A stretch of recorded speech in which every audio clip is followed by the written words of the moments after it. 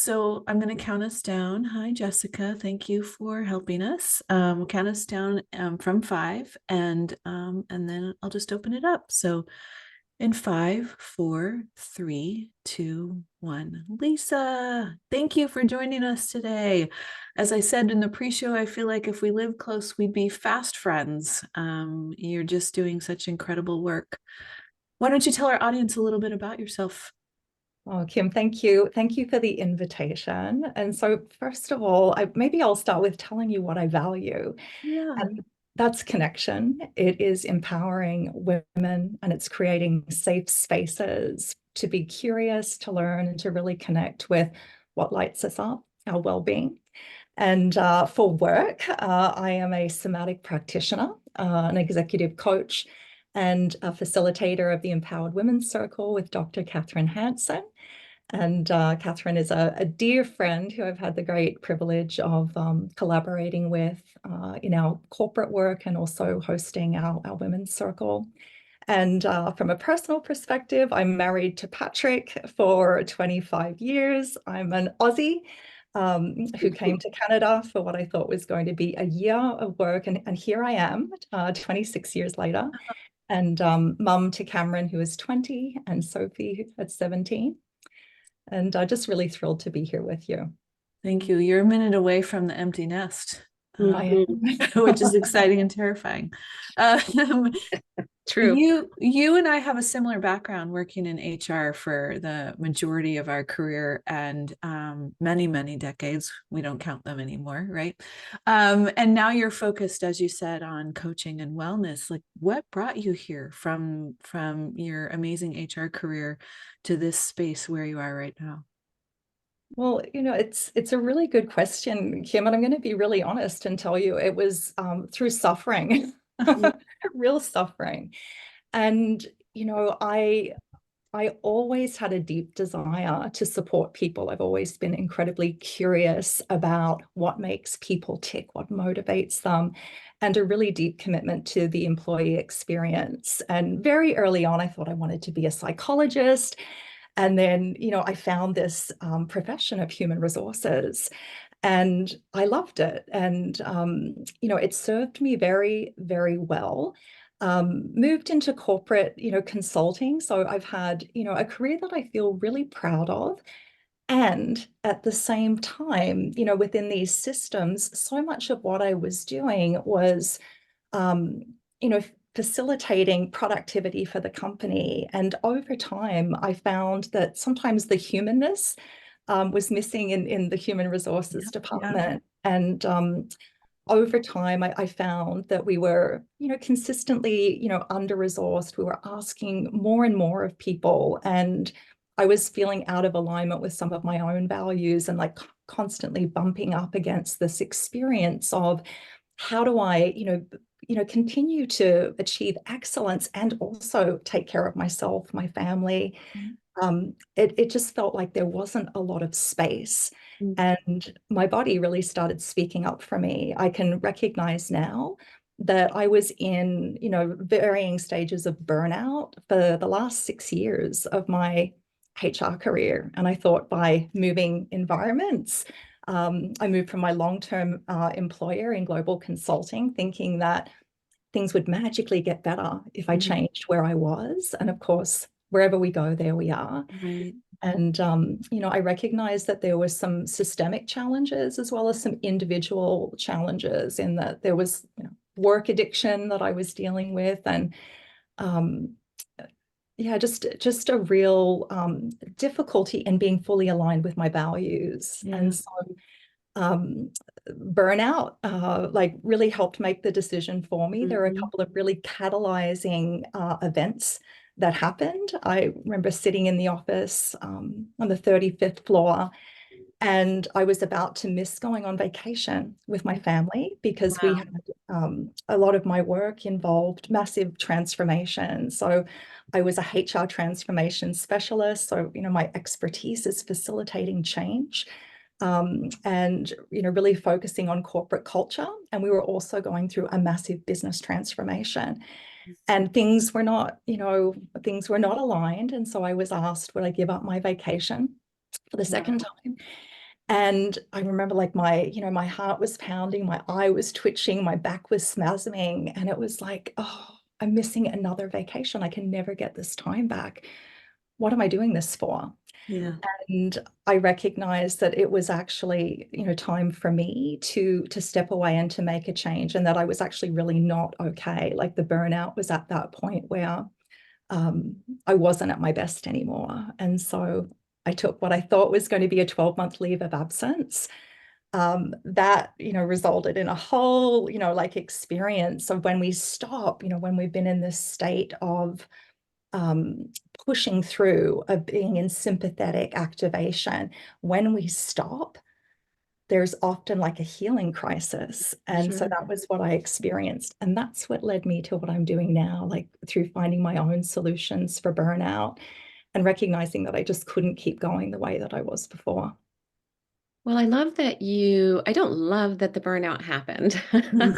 Let me just say that first, but that I love that you are able to put yourself in the shoes of those that you work with, that you know how they feel, right? And I think there's something to be said for that when we're working whatever space it is with women, if we can truly understand that feeling and put ourselves in their shoes, it creates a bit more empathy, but also allows us to help in a more meaningful way, I think. And you coach women, executive level, mostly women in their careers who are at that same point of burnout and stress. But you also say that you help women transcend the enduring effects of stress and allow them to thrive. So I love that little snippet there. And I'm wondering if you can unpack that a little bit and help us to understand how you do that. What does that mean? And how do you work with women so that they can transcend that stress and thrive? I love the word thrive, right? We all want to Mm. thrive. We do. We all long to thrive and to flourish. And part of the challenge when we are in this constant state of stress and when we're holding, huge responsibilities, we're leading teams, we have our life at home, and there are so many different roles and emotional stressors that we're holding. And through that state of busyness, what can really happen is that we don't have an opportunity to process and metabolize the stress that we're going into on a daily basis. So these are really full days at work, and then we're coming home and we're met with whatever challenge. We're whole humans. The stress doesn't stop when we leave the office. We're on this like 24/7 hamster wheel of connection. And if there aren't those really strong boundaries, we can end up, in a situation where we almost like leave our bodies. So in order to cope, and we're so adaptable, and particularly for those of us that strive for excellence, that are holding these roles, we have this incredible capacity to override our Mm-hmm. needs, to override the biological signals that our body is giving us. And so for part of it, it's often not until something goes wrong, right, where there's a health crisis. And if I'm really honest, so many of my clients come to me because they're dealing with really uncomfortable symptoms. And then there's also, what part of like burnout, we know that we have been doing too much for too long without enough internal and external resources. So there's often a lot of like self-judgment Mm-hmm. and thinking, well, what's wrong with me versus, hang on, what's wrong with the system? Right. Yeah. And so we really look at that because the reality is, this system was not built by us or for us. If we look at, the origins of the 40-hour work week, it was designed with the idea that somebody would be at home making the dinner and looking after the kids. Right. And so many of us are managing these huge weights and dual roles. And we know that women, if we look at like even the Deloitte Women at Work survey from 2023, women are still carrying the lion's share of, child giving and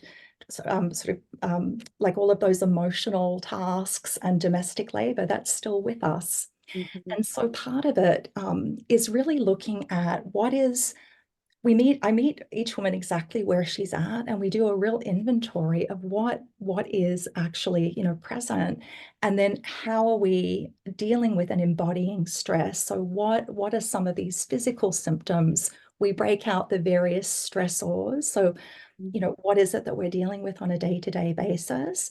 And then what's actually happening within our inner experience. And so we start to bring embodied and somatic awareness to the different situations, relationships, to start building capacity and to look at how do we resource ourselves and to bring in like new ways of being, anchoring, grounding. When we're in this constant state of doing and achieving, a lot of the time without realizing it, we're often holding our breath.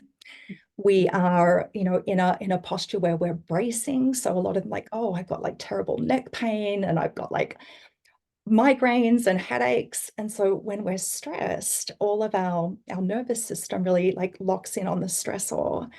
And so we brace, we hold all of these tension patterns. And so we start to just, again, it's a very individual experience, but to bring awareness to where are we holding tension, where are we experiencing uncomfortable sensations in the body, and to look at ways of unraveling some of those ingrained patterns and autonomic responses. So we start with a really good basic overview of stress. How do we feel about it? How do we define it? How does it show up? And then if we can start to notice it, can we actually complete the stress cycle? Because again, a lot of the time these things happen, we power through, we override, and then we have this experience of compound stress. And that's where a lot of these chronic conditions are anchored in. So we start to come up with ways of discharging excess survival energy, because what we don't have time to metabolize gets held in the system, in the soma. And so, we go through and develop a personal plan for releasing that, lots of self-compassion and working within the structure and capacity of each woman's experience. You Wow. just said something, Lisa, that I think is interesting. You said we don't allow ourselves to complete the stress cycle. And it stopped me for a moment because I don't think we think about stress that way. I think when we say stress, at least for me, when we say stress, I think all of those things that you just said, right? We're holding tight, we are in fight or flight. And I don't think I've ever thought about stress being a cycle and allowing myself to complete the stress cycle. So when you say complete the stress cycle, tell me what you mean by that. And I think you just unpacked it a little bit here, but what do you mean by completing that stress cycle? Can you just chat with us a little bit about that? Absolutely. And so, our nervous system is this incredible, vessel. It's designed to keep us safe. And so every single time, in relationship, we're going to have an experience. So, say for example, we get a call from the CEO and, it's like, I need to talk to you. Without knowing what it's about, we're having a physiological response. So our nervous system is creating an experience. So it's like, oh, like we'll maybe get like a knot in our stomach, maybe our heart will start to race, and then these symptoms will create a story. And so, perhaps then we get on the call and everything's fine. And, then there is like the call from the kids' school. And we don't have time to process it. But in the meantime, we've had this physical response to this event. In an ideal world, after the meeting, we'd be able to say, oh, wow, that actually worked out just fine. How am I right now? Oh, gosh, you know what? My heart's still racing a little bit here. And, I'm like really feeling the need to, shake this out. But we don't do that. So, when we have this stress response, our energy is mobilized. And a lot of the time, then we don't actually have time to notice what's happening and Mm, then to allow it to play out. mm, And then we go on and we experience the next thing, right? The call from the kids' school or whatever it is. And so we're having these constant experiences of being activated, of having all of our cortisol and all of these bodily experiences that then kind of get like they can become stuck. And when we have spaciousness, when we actually, can give ourselves breaks and just like, wow, okay, whew, how do I feel about that? Can I go for a walk? We're designed to discharge stress. mm, We're not actually like programmed to hold it, but in our 24/7 culture, we're constantly being activated. And mm, if we even think about getting on our phones and the news cycle and all of these sort of pictures, our biology hasn't caught up with the state of technology. And so we're often in this constant state of stress activation. mhm, The best way to discharge that is by moving, like noticing what's happening and then attuning to, oh, what does this energy want to do? How mhm, can I release this? And that's why like exercise is so powerful for us, or we can use our breath, but we need to do something, mhm. or over time it accumulates and it can become chronic. Makes sense. April's famous for doing dance parties. Oh, Oh, all the time. And I have a turntable downstairs, and I'm so excited because we have a new record store in our town. And so some new tunes, Kim. But yeah, I mean, and to that point though, it really doesn't matter how you move, right? I mean, we just doesn't. need to move. We're not talking about joining a gym necessarily and having high impact workouts. Just go out and walk or have a dance party or Shake it off, you know, shake it Yeah. off. Exactly. Yes. That's exactly it. It's about attuning to what just happened inside of me. Where am I feeling that in my body? And if I can really like bring some awareness in, like, is it warm? Does it have like a sensation or a vibration to it? And how would it like to move? Yeah. Because it's this active energy. And so if we can then really get to know ourselves and to trust in our instinct is to get it out and to move. But we've been conditioned, right? Like, oh, I shouldn't need to do that. Oh, I have to move on to the next thing. We've become disconnected from our sovereignty, from our natural instincts. And that's what we want to reclaim.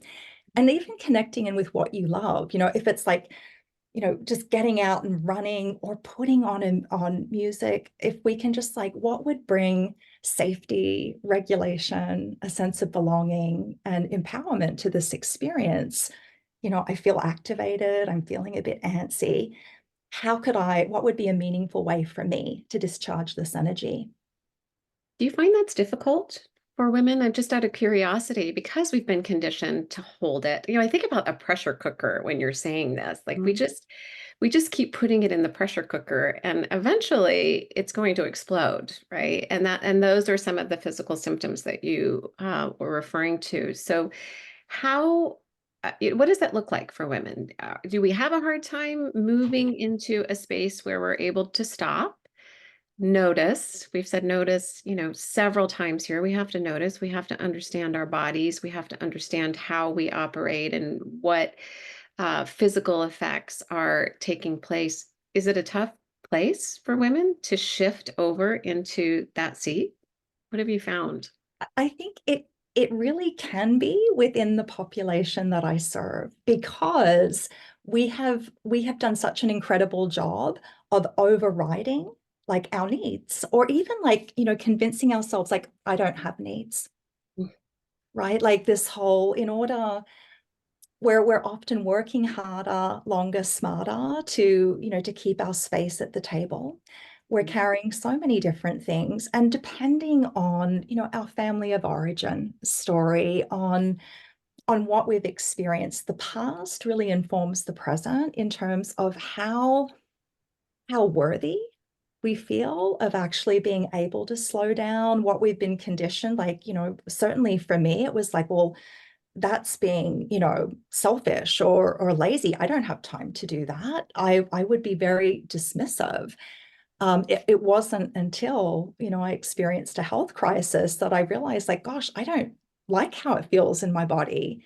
I spent all of my time in my head. And so I think each woman's experience is informed by her previous lived experience, what she believes about self-care, Yeah. and also her unique circumstances, how resourced or under-resourced. You know, as if we're caregiving and we're putting so much focus on others, we can feel very noble, right? About like disconnecting, like, oh, I'm fine, I'll get to me Right. later. But of course, that doesn't happen.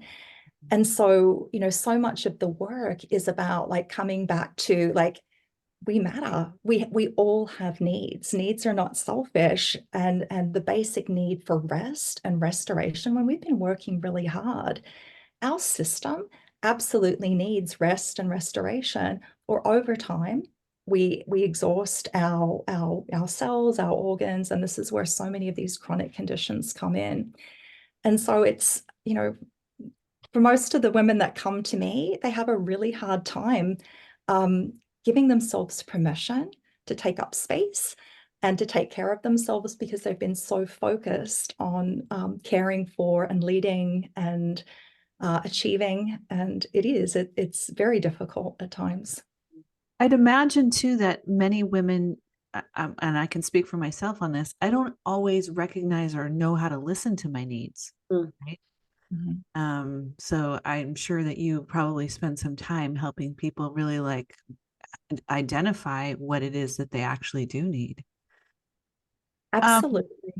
yeah, one of the things that you talk about, and you've referred to the nervous system a couple of times, is using your nervous system as a leadership asset.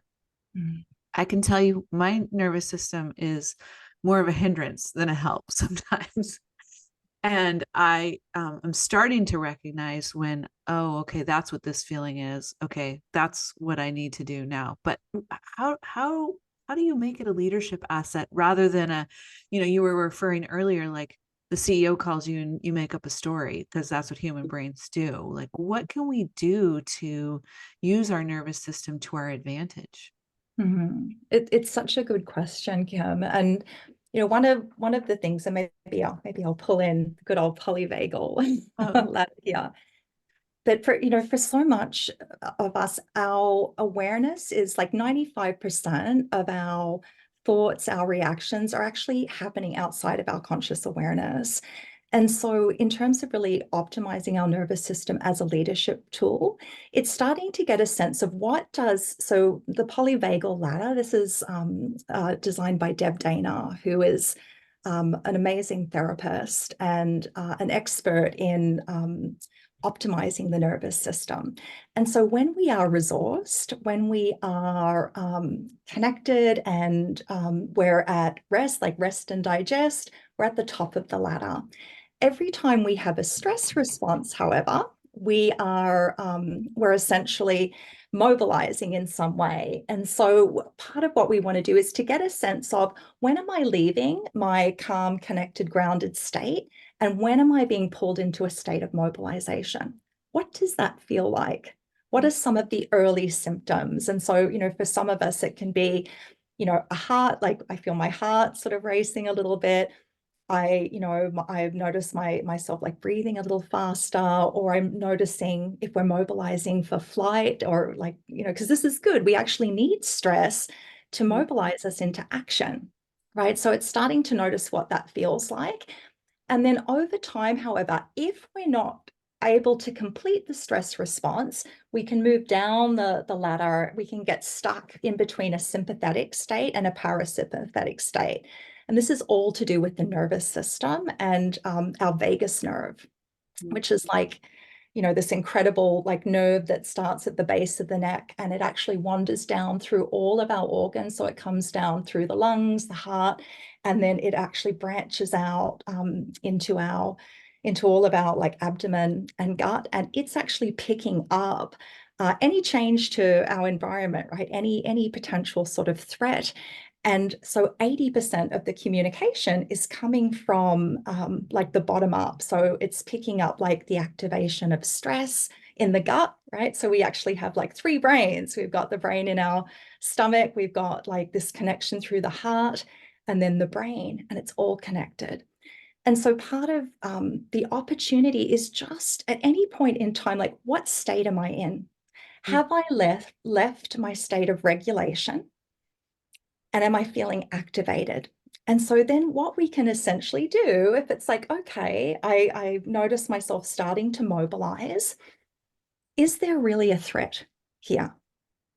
Right? Because so much of what's happening isn't always based on what's happening in the present moment. Our nervous system has a negativity bias, and it remembers and stores every humiliating, difficult, awful thing that has ever happened to us and that we haven't had time to process. It's scanning and like, this feels just like that time. We're not registering that, but this is what's happening here. And so part of it is recognizing, oh, I'm having a response. And so really coming in and getting to understand what brings me back to regulation. Right. Right.